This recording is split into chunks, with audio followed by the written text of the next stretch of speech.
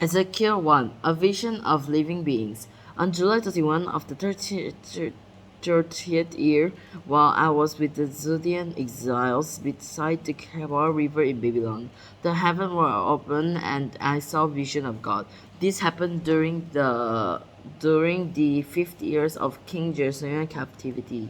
The Lord gave this message to Ezekiel son of Buzi, a priest beside the Kebar River in the land of Babylonians.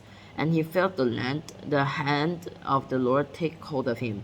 As I looked, I saw a great storm coming from the north, driving before it was a huge cloud that the north, driving before it was a huge cloud that flashed with lightning and shone with brilliant light. There was fire inside the cloud, and in the middle of the fire glowed something like gleaming ember. From the center of the clouds came four living beings that looked human, except that each four had faces and four wings. They are those of a calf and shone like burnished bronze. Under each of their four wings I could see human hands, so each of the four beings have four faces and four wings. The wings of each living being touched the wings of the being beside it. Each one moved straight forward in any direction without turning around.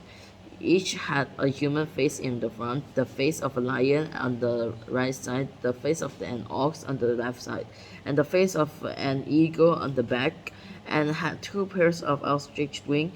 One pair stretched out to touch the wings of the living being on either side of it, and the other pair covered its body. They went in whatever direction the spirit chose, and they moved straight forward in any direction without turning around.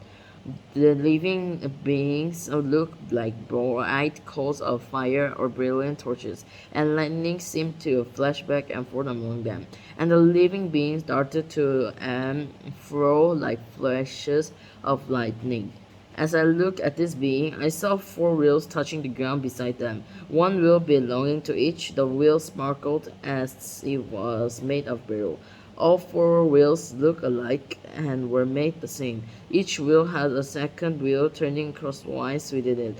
The beings could move in any of the four directions they faced. Without turning as they moved, the rims of the four wheels were tail and frightening, and they were covered with eyes all around. When the living being moved, the wheel moved with them. When they flew upward, the wheels went up too. The spirit of the living being was in the wheels, so whenever the spirit went, the wheel and the living being also went,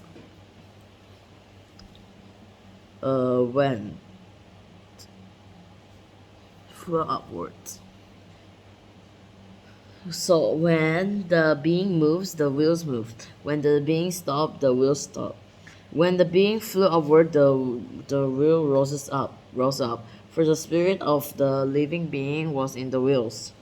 Spread out above them like was a surface like the sky, glittering like crystals. Beneath this surface, the wing of each living being stretched out to touch the other's wing, and each had two wings sounded to me like waves crashing against the shore, or like the voice of the Almighty, or like the shouting of a mighty army. When they stopped, they let down their wings. As they stood with wings lowered, a voice spoke from the beyond the crystal beyond a surface above them. Above this surface was something that looked like a throne made of blue lapis lazuli, and on this throne high above was a figure whose appearance resembled a man.